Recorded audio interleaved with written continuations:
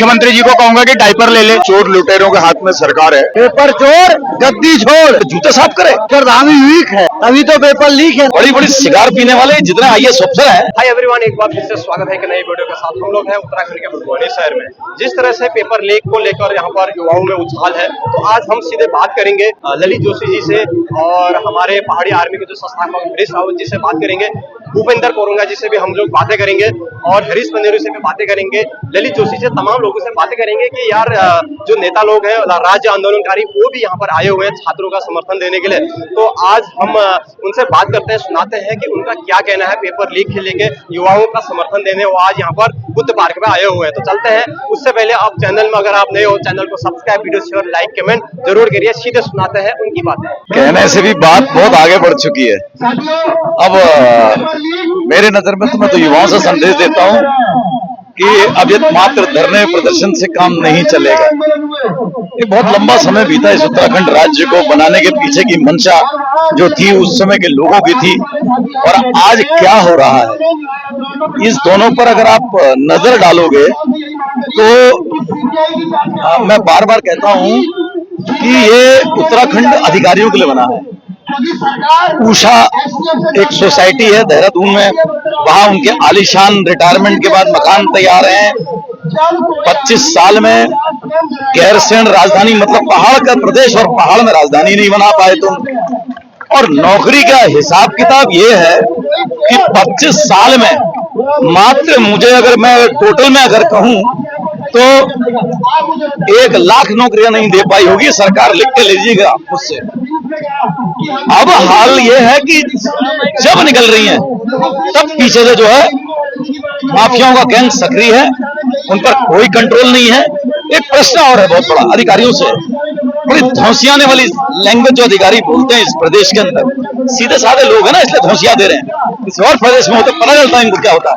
ये पेपर किसके घर रहते हैं? तुम्हारे मेरे साथ किसी नेता के घर भी नहीं रहते होंगे। ये पेपर रहते हैं अधिकारियों के पास। ये सिस्टम है हमारा।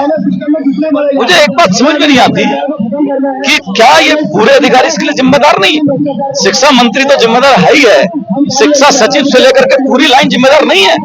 बड़ी बड़ी सिगार पीने वाले जितने IAS अफसर हैं, ये जब से पहले इस उत्तराखंड से सबके लिए निकलता है, लेकिन 50% ज्यादा ये भ्रष्ट जो सिर्फ देहरादून इस पहाड़ के राज्य में सिर्फ मजे लेने के लिए हैं। इस उत्तराखंड में इन्होंने कुछ नहीं किया। 4 जिलों का उत्तराखंड बना करके रख दिया।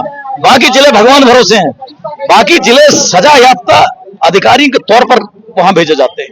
ये इस प्रदेश का हाल हो गया आज के दिन में। आज ये देखो, ये जो युवा है, ये एक दिन सरकार ही नहीं सिस्टम को पूरा बदलेगा। सरकार दोबारा पेपर भी तो करवा सकती है। इतने दिन हो गए हैं, कोई जवाब नहीं सरकार का, कोई मतलब ही नहीं। उसमें क्या कहेंगे यार? क्या बोलेगा कोई? जिसके पास कुछ बोलने के लिए हो, जिसके पास कुछ करने के लिए हो, वो कहेगा ना कुछ। आप तो खाना पूर्ति करते हुए एक हाथ पकड़ लाए। हाकम सिंह कौन है? पूर्व मुख्यमंत्री जी तो थे, उनका बड़ा खास था वो। उसको अगर ढंग से सजा मिली होती है दोबारा रिपीट नहीं होता। सारे बाहर के ठेकेदार तुमने लाके रख दिए। ठेकेदारी गई, काम गया, धंधा गया, पेपर तुम लीक करा दे। युवक क्या करेगा? तुम्हारे घर पे तुम्हारे पैरे आके तुम्हारे जूते साफ करे। और अधिकांश जो बाहर के प्रदेशों से जो आए जो लोग हैं, जो अधिकारी हैं, उनको तो उनके लिए तो मैं ये समझता हूं कि एक बिग जेनजी आंदोलन होना चाहिए इस प्रदेश के अंदर। जैसा नेपाल में जेनजी आंदोलन होगा, बिग जेनजी, मेरा अपील है सारे छात्रों से, एक बिग जेनजी आंदोलन करो। मैं नहीं चाहता, कोई हिंसा की बात मैं नहीं करता, लेकिन इनको भगाना बहुत दूर हो गया। ये बेईमान हो चुका है। नेपाल जैसा होगा तो नेताओं के घर उगड़ा तो जलाएंगे लोग, जैसे बड़े बड़े। देखो, मैं हिंसा की बात नहीं करता, लेकिन इतना जरूर है कि इनको घर से निकाल करके इनके रेस्पेक्टिव प्रदेश भेज देना चाहिए। अधिकांश अधिकारियों को अति हो गई, लूट मचा दी। लूट मतलब आप समझो कि सवेरे निकलते हैं, जैसे उगाईबाज होता ना, उगाई करता ना, एक बदमाश सुबह घर से निकलता है, शाम को उगाई करके लाता है, तो वैसे हो गए। और इनके जो मुखिया हैं, उनको तो मैं एक नाम दे देता हूं, वसूली भाई। मुखिया कम है, वसूली भाई हो गए। ये हाल है इस प्रदेश का। आगे को किस तरह की कार्रवाई रहेगी? क्या धरने चलते रहेंगे? देखो, जब आंदोलन होते हैं तो नेतृत्व सामूहिक होता है। मैंने अपनी जिंदगी में अपनी राजनीति आंदोलन से सीखी। मेरा कोई माँ बाप के बहुत बड़े नेता तो थे नहीं।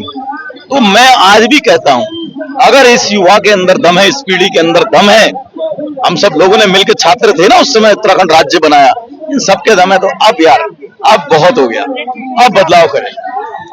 बदलाव सिर्फ राजनीति का बदलाव मैं नहीं कह रहा, बदलाव सबको सबक सिखाओ। ये जितने लूटखोर अधिकारी यहाँ बैठे हुए हैं वो सबसे बड़े जिम्मेदार हैं, और उनको संरक्षण देने वाले हमारे नेता दूसरे सबसे बड़े जिम्मेदार हैं। धन्यवाद सर। ये थे हमारे ललित जोशी जी, पूर्व मेयर प्रत्याशी। आपने सुना होगा उन्होंने क्या कहा। अरे संदेश क्या था, संदेश देने के लायक बचाई क्या है। ये पुष्कर धाम ही वीक है, तभी तो पेपर लीक है, नारे लग रहे ना, पेपर चोर गद्दी छोड़, नारे लग रहे ना। तो इसका मतलब क्या है, ये धामी इस राज्य को नेपाल बनाने के फिराक में है, सेंटर से फिरौती लिए बैठा है कि इस राज्य का खत्म कर दो, यह युवाओं को बर्बाद कर दो। ये युवा जो इस राज्य के नींव है, इस राज्य को मजबूत बनाने वाले वो लोग हैं। ये लोगों को फ्रस्ट्रेशन है, इनके मम्मी पापा की मेहनत की कमाई खत्म हो गई है रेंट दे दे के। 4 साल 3 साल में एक पेपर हो रहा है, पेपर के बाद वो लीक हो जा रहा है, सारे लड़के फ्रस्ट्रेशन में है। कोई मौत को गले लगा रहा है, कोई खा रहा है, कोई खा रहा है। लड़कियों की शादी नहीं हो रही, लड़कियों की कौन वजह है भाई? ये सरकार वजह है। अगर ये सरकार सीबीआई जांच नहीं करती है तो सरकार 100% इसमें शामिल है। मैंने इस देश में सबसे बड़ा ये गिरोह नकल का जो देखा, वो व्यापम घोटाला देखा मध्य प्रदेश का। 2007-8 में व्यापम घोटाला इस देश में हुआ था, नौकरियों का, वो मध्य प्रदेश में हुआ था। और दूसरा जो हुआ था वो हाकम घोटाला इस प्रदेश में हुआ है। आखिर इस प्रदेश में वो हाकम का बाप कौन है? मुख्यमंत्री स्वयं है, या यूके SSS का बॉस जो है वो है। तो इन सबको हटाने का टाइम आ गया है। मुख्यमंत्री अगर सीबीआई जांच नहीं कराते हैं, ये युवा मुख्यमंत्री को उसकी गद्दी से बाहर फेंकेंगे। देख लीजिए पूरे प्रदेश में देहरादून से चला हुआ आंदोलन, कुमाऊं के दार हल्द्वानी में बैठे हैं, आज अल्मोड़ा में भी, आज चंपावत में भी, आज पिथौरागढ़ में भी, आज बागेश्वर में भी लड़के सड़कों पे है। अब अभी तक तो लड़के सड़कों में है, अब अभिभावकों की बारी है, अब अभिभावक के सड़कों में आने लग गए हैं। हो सकता है एक आध दिन में, 2-4 दिन में, एक आध हफ्ते में आंदोलन इतना बढ़े कि राज्य आंदोलन से भी बड़ा आंदोलन बढ़ेगा। पहले राज्य बचाने के लिए आंदोलन बनाने के लिए था, अब युवाओं का भविष्य बनाने के लिए, बचाने के लिए आंदोलन होगा। आज प्रदेश का, देश का युवा यदि सड़कों पर है, पार्क में आंदोलन करने के लिए विवश है, तो इससे बड़ी दुर्दशा हमारे प्रदेश और देश के लिए नहीं हो सकती। मैं x assistant commandant RP Singh, पूर्व सेना अधिकारी हूं। मैं शासन अनुशासन दोनों ही अच्छे से जानता हूं। मैं आपके इस मंच, इस चैनल के माध्यम से आम जनता को, नागरिकों को ये बोलना चाहता हूं कि जो भी ये पेपर लीक मामला हुआ, मैं खुले तौर पे बोलता हूं कि बिना संरक्षण के नहीं हो सकता। जब तक शासन, प्रशासन, अधिकारी, नेता और जितने भी जिम्मेदार लोग हैं, स्टेक होल्डर्स हैं, यदि वो ना चाहे तो पक्षी भी पर नहीं मार सकता। पर जितने जिम्मेदार लोग हैं उनके यदि स्टेटमेंट सुने, वो क्या कहते हैं कि जैमर लगाए थे तो वो ऑपरेशनल नहीं थे, फंक्शनल नहीं थे, होते तो बाहर कैसे जाता पेपर। फिर वो कहते केवल 3 पेपर गए। मैं कह रहा हूं एक पन्ना गया, एक प्रश्न भी गया तो वो पेपर लीक की कैटेगरी में आता है। यदि नहीं आता तो सरकार, शासन, प्रशासन, स्टेक होल्डर और एग्जाम कंडक्टिंग बॉडी बताए कि पेपर लीक की डेफिनेशन क्या है। तीसरा, वो बोलते हैं कि पेपर तो बाहर गया लेकिन रिजल्ट अंदर नहीं आया।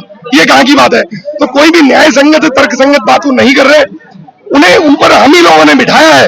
लेकिन ये अफसोस का विषय है, जिनके पास कलम की, कुर्सी की, सीट की पावर है, वो पावर का दुरुपयोग कर रहे हैं। बिना संरक्षण के, बिना मिलीभगत के काम नहीं हो सकता। पहले तो मैं आयोग और मुख्यमंत्री जी को कहूंगा कि डायपर ले ले, लीकेज नहीं होगा। और दूसरी बात, जो मर्तोलिया जी बयान दे रहे हैं कि भाई 3 ही पन्ने बाहर आए, तो उनको ये पता होना चाहिए कि 1-1.5-2 नंबर से भी बच्चा बाहर हो जाता है। आज साफ और स्पष्ट हमारी यही मांग है कि इस परीक्षा को कैंसिल करा जाए, सीबीआई जांच हो और आयोग की पूरी तरीके से सफाई हो, अध्यक्ष से लेकर एक-एक कर्मचारियों को हटाया जाए। और आज हम लोग, क्योंकि सर से ऊपर जब पानी जा चुका है, 4 दिन हो गए, उसके बावजूद एक एसआईटी आप गठित कर देते हो। वही एसआईटी जो 2022 में भी गठित करी थी, क्या रिपोर्ट उसकी आई? कोई पब्लिक डोमेन में उसकी रिपोर्ट दी नहीं गई। और एसआईटी और ये जो नकल विरोधी कानून लेकर के आप आए, इतना लचीला नकल विरोधी कानून कि नकल माफियाओं पे नकेल ही नहीं कस पाया, दोबारा से हाकम सिंह पकड़ा जाता है। तो ये तमाम चीजें हैं, इन सारी चीजों को लेकर के आज मैं भूख हड़ताल पर हूँ। तमाम युवाओं का समर्थन है। और ये सिर्फ यही नहीं, देहरादून के अंदर हजारों युवा पिछले 4 दिन से धरने में है। आज पिथौरागढ़ में, कल अल्मोड़ा में, परसों बागेश्वर में, चंपावत में, हर जगह जिला मुख्यालयों में युवा जो है सड़कों पर है। धरने प्रदर्शन करने से क्या सॉल्यूशन होगा? बिल्कुल होगा। 2022 में हाकम सिंह के साथ 100 से अधिक लोगों को जेल डलवाया था, नकल विरोधी कानून आया था, तो इस बार भी होगा। युवाओं का भविष्य सही रहेगा, जेल चले जाएंगे, बाकी हजारों युवाओं का भविष्य क्या होगा? पेपर दोबारा उसी का तो हम निष्कर्ष निकाल के बता रहे हैं ना, सीबीआई जांच और आयोग की पूरी सफाई। और सुन रही क्या? सुनना पड़ेगा, क्योंकि 2022 में सुना, और ये जो एसआईटी इन्होंने अभी बिठाई है, तो ये जो जगह जगह पर आंदोलन हो रहे हैं उसी वजह से बिठाई है। तो निश्चित तौर पर जब नकल विरोधी जैसा इतना बड़ा कानून आ सकता है इस प्रदेश के अंदर हमारे आंदोलन से, युवाओं के आंदोलन से 2022 में क्या था, तो इस बार भी निश्चित तौर पर हमारे डिमांड्स के सामने चाहे आयोग हो, धामी जी हो, अपने घुटने जरूर टेकेंगे। धरना कब तक चलेगा? क्या जब तक मांगे पूरी नहीं होती हैं, और इसमें मुख्य मांग हमारी यही है, पेपर को कैंसिल करो और इसकी नई तारीख निकालो। आपका नाम बताइए सर। मेरा नाम भूपेंद्र कोरंगा है और स्वाभिमान मोर्चा का प्रदेश उपाध्यक्ष हूँ, और पूर्व में मैं बेरोजगार संघ का कुमाऊं संयोजक रह चुका हूं। बहुत बहुत धन्यवाद बात करने के लिए। जिस तरीके से पटवारी भर्ती, लेखपाल की परीक्षा में और बीडीओ की परीक्षा में पेपर लीक हुआ है, वो निश्चित तौर पर बहुत दुर्भाग्यपूर्ण है। और इस प्रकरण की पूरा उत्तराखंड सीबीआई जांच की मांग कर रहा है, युवा सीबीआई की मांग कर रहा है। लेकिन जिस तरीके से धामी सरकार लगातार लीक होती जा रही है, लगातार पेपर लीक होते जा रहे हैं, उस प्रदेश के युवाओं के लिए बहुत दुर्भाग्यपूर्ण है। प्रदेश के युवाओं की जवानी को पूरी तरह से खोखला करने का काम, उनकी जवानी को, उनके सपनों को चकनाचूर करने का धामी सरकार हाकम कर रहे हैं। ये कहीं न कहीं बहुत दुर्भाग्यपूर्ण है, और इनके जो गुनाहगार हैं उनके खिलाफ कड़ी से कड़ी कार्रवाई करते हुए सजा दी जाए, ताकि भविष्य में इस तरीके की पुनः एक घटनाएं न हो, युवाओं का जीवन चौपट होने से बचाया जा सके। और हाकम से के जो हाकिम है, जो उनके मालिक हैं, उनके खिलाफ भी कड़ी से कड़ी कार्रवाई की जाए।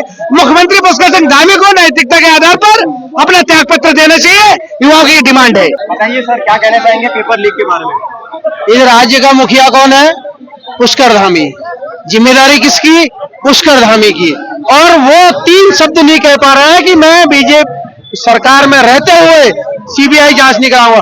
वो इन आंदोलनकारियों को जिहादी कह रहे हैं। कल मैं उनका एक ज्ञापन देख रहा था, जिहादी कह रहे हैं, लेकिन उनके जो नौकरियां हैं उनको 15 लाख में बेचने का पूरी जिम्मेदारी मुख्यमंत्री धामी की है। और सुनने में तो ये भी आ रहा है कि बड़े बड़े नेताओं की पत्नियां भी एजेंट बनी हुई है। सिर्फ यही नहीं है कि आप एक पार्षद होने के नाते क्या कहना चाहेंगे पेपर लीक के मामले में? देखिए, भाजपा के शासनकाल में जहां एक तरफ बेरोजगारी, महंगाई आदि चीजें हैं, वहीं साथ साथ आप देख सकते हैं कि इन 10 सालों में बहुत ही कम वैकेंसी निकालती है सरकार, और जब भी निकालती है तो हर समय पेपर लीक कर दिया जाता है। आप देख सकते हैं कि यूके SSC जो पटवारी का जो एग्जाम हुआ था, उसमें पेपर आधे घंटे के अंदर में पेपर लीक कर दिया जाता है, और उसमें ये सरकार बोलती है कि पेपर लीक नहीं कहा जाता है उसे, कि केवल 3 पन्ने ही तो हमने बाहर निकले हैं। मैं पूछना चाहती हूँ सरकार से कि 3 पन्ने में क्या कुछ सवाल नहीं थे, क्वेश्चन नहीं थे क्या? 3 पन्ना, एक पेपर लीक के लिए एक क्वेश्चन का बाहर निकलना ही काफी होता है। तो ये बच्चे आज अपनी लड़ाई लड़ने के लिए सड़कों पे खुद उतरे हैं, और हम इनके समर्थन में इनके साथ बैठे हुए हैं। हमारी भी यही मांग है इन बच्चों के साथ कि जल्द से जल्द इसकी सीबीआई जांच कराई जाए।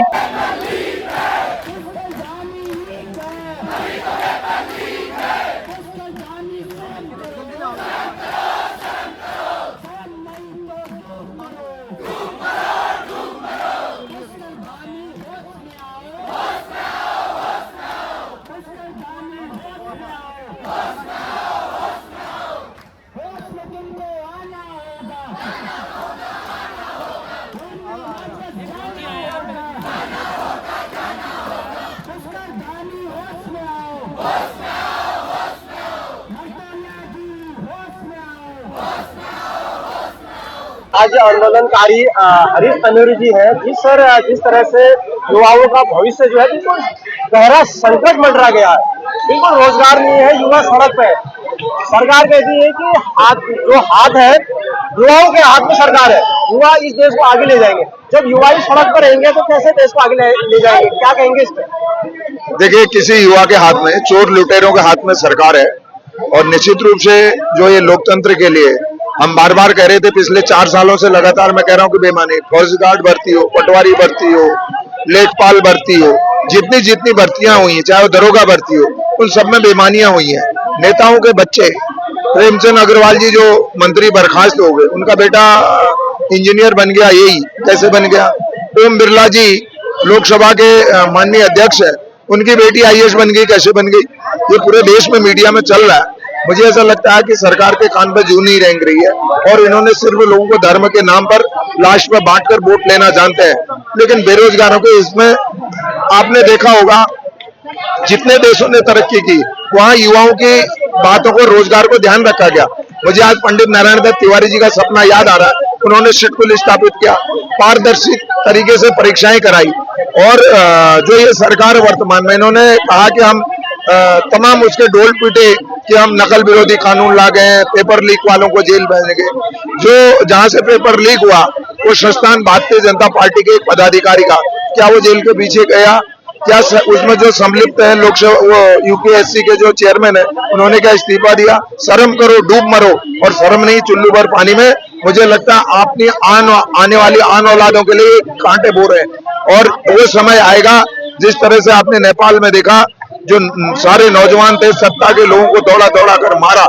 और मैं ये कहता हूं कि यहाँ सब संविधान को मानने वाले, न्याय अन्याय को जानने वाले। ये हुआ संविधान के साथ जुड़ा हुआ है, लेकिन इनके इम्तिहान की परीक्षा मत लो।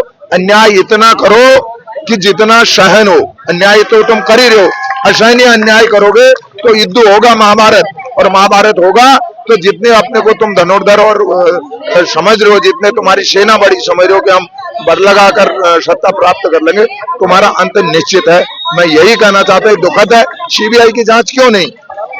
जो उन्होंने पेपर चोरी किया उनको गैंगस्टर एक्ट के तहत जेल के सलाखों के पीछे क्यों नहीं? बाद में पूछताछ होगी, बाद में आयोग बनेगा। लेकिन मुझे ऐसा लगता है कि किसी के ऊपर आरोप लगता है तो तत्काल उनको पद भी छोड़ देना चाहिए। यूपीएससी के चेयरमैन को तत्काल इस्तीफा देना चाहिए। लोक सेवा आयोग जैसी जो बड़ी महत्वपूर्ण पीसीएस की परीक्षा कराती, उसमें भी आरोप लग रहे हैं। अभी पिछले दिनों मैंने उनके चेयरमैन का बयान सुना था, वो भी कह रहे थे लीक की बात आ रही। तो सरकार इसमें सिर्फ व्हाट्सएप के माध्यमों से, हमने देखा कि व्हाट्सएप कॉल कर रहा था एक बंदा, उसमें पैसे का सौदा तय हो रहा। अरे सरकार तो छलनी लगा देती है। अब तक तो वो व्यक्ति जेल के पीछे होना चाहिए था जो व्हाट्सएप पे कॉल कर रहा है कि 15,000 में हम 15 लाख में नौकरी देंगे। आपने क्या उसके खिलाफ कार्रवाई करी? सीधा सा है कि पेपर लीक हुआ है और ये यूपीएससी के चेयरमैन मान ली। तो सरकार फिर जनता को आंदोलित क्यों कर रही है? बाहर के नौजवानों को आंदोलित क्यों कर रही है? हमने उत्तराखंड राज्य इसलिए बनाया था कि अपने राज्य के अंदर ईमानदारी से काम होगा, पारदर्शिता से नौजवानों को रोजगार मिलेगा, पारदर्शिता से विकास के काम होंगे। लेकिन जब से भारतीय जनता पार्टी सत्तासीन हुई है, सारी सीमाएं अन्याय, अत्याचार, भ्रष्टाचार की सीमाएं लाती है। इसका अंत होना बहुत जरूरी है। तो ये है हल्द्वानी का बुद्ध पार्क। इसमें हजारों की संख्या में यहाँ पर छात्र इकट्ठित है। जो पेपर लीक जो हो गया था उस पर यहाँ पर धरना चल रहा है। पेपर छोड़, गद्दी छोड़ के यहाँ पर नारे लग रहे हैं। देखिए तमाम युवा जो है, आज हल्द्वानी में जितने भी शैक्षणिक संस्थान है, लाइब्रेरी से लेके जितने भी कोचिंग सेंटर है, सारे बंद हैं और उनके जितने भी छात्र हैं यहाँ पर धरने के लिए आ रहे हैं। पेपर लीक को लेकर यहाँ पर धरना चल रहा है। पूरे जो उत्तराखंड है, पूरे राज्य में यहाँ पर इस तरीके का धरना प्रदर्शन यहाँ पर चल रहा है। तो आपने भी ये देखा ही होगा लोगों ने क्या कहा। तो देखिए तमाम धरना प्रदर्शन करते हुए यहाँ पर छात्र देखिए। तो दोस्तों आज जो है यहाँ पर धरना प्रदर्शन चल रहा है।